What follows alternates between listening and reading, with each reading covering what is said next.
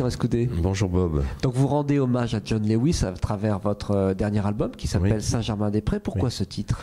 Eh bien parce que c'est le titre d'une des compositions de John Lewis et donc qui fait partie de cet album et qui sert aussi qui est le nom de l'album.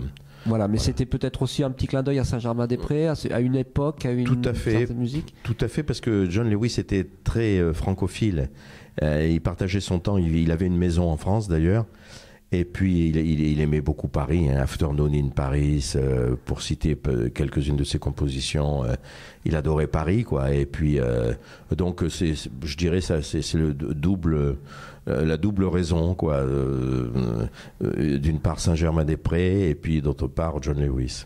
Alors c'est effectivement un musicien iconique, mythique, et puis on a un répertoire mythique également. Comment est-ce que vous l'avez abordé?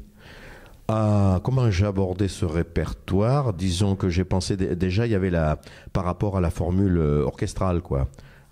Par rapport au line-up, au casting, comme on dit aujourd'hui là.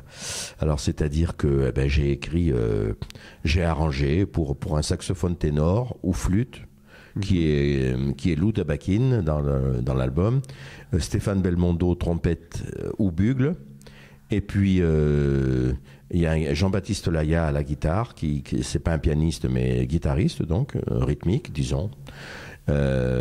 C'était Bill Hart, donc le batteur, et puis Thomas Bramery et moi-même. Voilà, c'est un sextet. Donc vous avez en fait réécrit ou réarrangé la musique de John Lewis par rapport à ces musiciens-là. Voilà. Ou du moins cette instrumentation. C'est ça. Tout en, comment dirais-je, en préservant puis en gardant évidemment l'esprit de John Lewis le plus possible, parce que lui-même il était déjà comme on sait le compositeur qu'il était, mais aussi l'arrangeur. C'était un chercheur, John Lewis aussi dans la musique, et donc au plus près de ce que lui avait déjà composé, avait déjà écrit, avec un petit peu des choses de moi. Votre touche, bien entendu. Comment est-ce que vous avez choisi les morceaux, par contre? Parce que là aussi, il y a un répertoire assez vaste. Alors, j'ai choisi ce répertoire-là parce que ça faisait partie aussi de certaines compositions que j'avais jouées ou enregistrées avec lui déjà, parce que j'ai fait 2 albums avec John Lewis. Donc le premier album, ça remonte assez loin, c'était un disque en quartet avec Oliver Jackson à la batterie, Georges Duvivier à la contrebasse, lui-même, John Lewis et moi.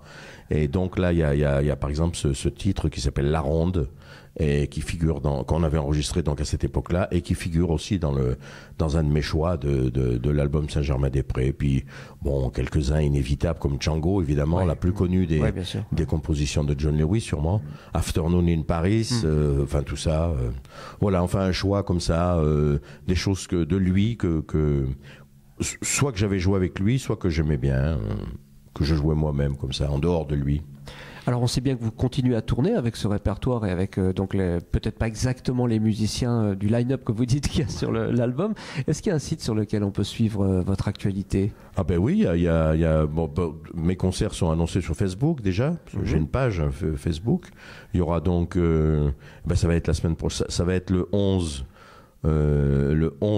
décembre à Santander, le 12 à Marciac. Bah voilà, tout est dit, tout est noté. Merci beaucoup, Christian. Merci.